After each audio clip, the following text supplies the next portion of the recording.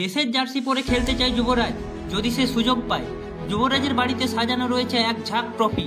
সাজানো থাকবে নাই বা কেন? নাম যে তার যুবরাজ, নাম তার যুবরাজ সিং নয়, নাম হলো যুবরাজ বাউরি।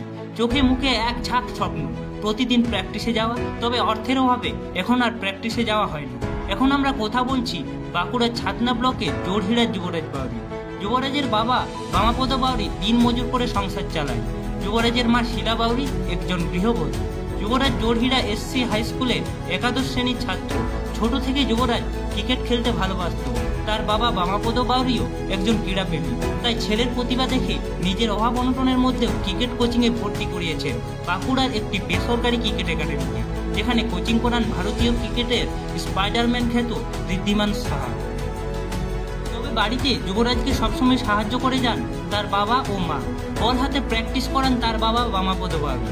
যুবরাজ হলেন একজন বোলিং অলরাউন্ডার। তার আইডল হলেন বিরাট কোহলি, হার্দিক পান্ডিয়া, সচিন তেন্ডুলকর এবং সৌরভ গাঙ্গুলি।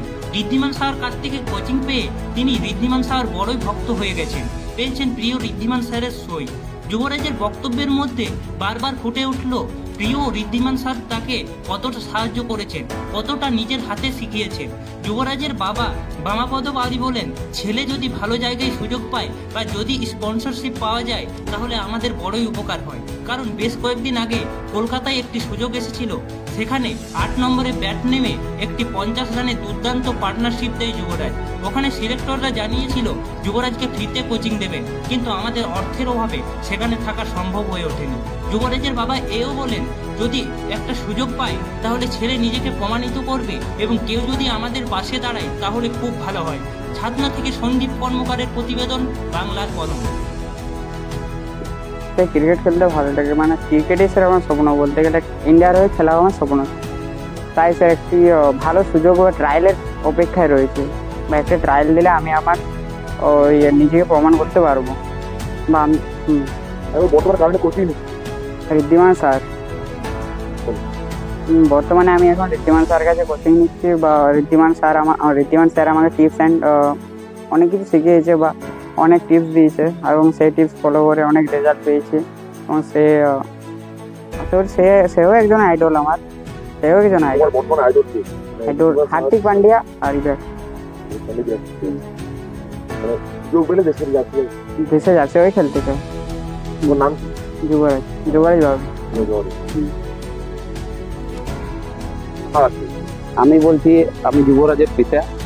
আমি ছেলে ক্রিকেট নিজেও খেলতে চাই, এবং নিজের ছেলে বলে বলছি না, ওর মধ্যে ক্রিকেটের খুব ট্যালেন্ট আছে। বর্তমানে এখন ঋদ্ধিমান স্যার কাছে কোচিং করাচ্ছি, প্র্যাকটিস করায়, এবং বাঁকুড়াতে তাবলিবান্ধও করাইছি। এবং এখন আর্থিক ইয়ার জন্য আমি ওকে সেভাবে সুযোগ বা যাতায়াতের কোচিং প্রত্যেকদিন নিয়েও যেতে পারছি না। বাঁকুড়া আমার এখান থেকে প্রায় 35 থেকে 40 কিলোমিটার দূর। তাহলে এত যাতায়াতের খরচও বহন করতে ক্রিকেট খেলা অনেক গিয়া, যাতে আমার ছেলেটাকে আগামী দিনে বা আগামী যদি ও ওর স্বপ্ন ইন্ডিয়ার জার্সি গায়ে নিতে যায়। ওর আইডল হচ্ছে হার্দিক পান্ডিয়া, সচিন তেন্ডুলকর, সৌরভ গাঙ্গুলি। তো ওর স্বপ্ন দেখে, ছোট থেকেও স্বপ্ন দেখেও আমি আমার ছেলেকে করজোড়ে মানে বোর্ডের কর্তাদের কাছে অনুরোধ করছি যাতে একটা সুযোগ পায়। আমার আর্থিক অবস্থাও খুব খারাপ, সবাই যাতে হেল্প করে বা সাহায্য করে, তার জন্য করজোড়ে অনুরোধ জানাই। আমার বিশ্বাস ছেলে নিজেকে প্রমাণ করার জন্য যদি একটা সুযোগ পায়, ছেলেকে নিজে প্রমাণ করবে। এবং প্রত্যেকে ওর কাছে অনুরোধ যাতে ছেলেটা একটা সুযোগ দেওয়া হয় বা পায়, সবার কাছেই এবং বিনীত।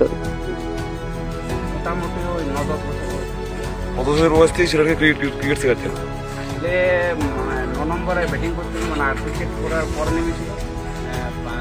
50 রানের পার্টনারশিপ করেছিল রায়পুর ক্লাবে এখানে খেলেছিল। তারপর আমার ওখানে যে খেলা দেখে কোচের খুবই ভালো লেগেছিল, সে ভর্তি করেছিল বিনা পয়সাতে। কিন্তু আমার তো কলকাতায় থাকার মতন সামর্থ্য নেই একটা ছেলেকে ওখানে রাখা। 2015 যখন ওর আন্ডার 13 বয়স, সেই টাইমে তো মানে আমরা দুজন থাকার মতন আমার কোনো সামর্থ্য ছিল না। তাকে পার্টনারশিপের 50 রান ছিল, আর ওর মোটামুটি 22 রান ছিল।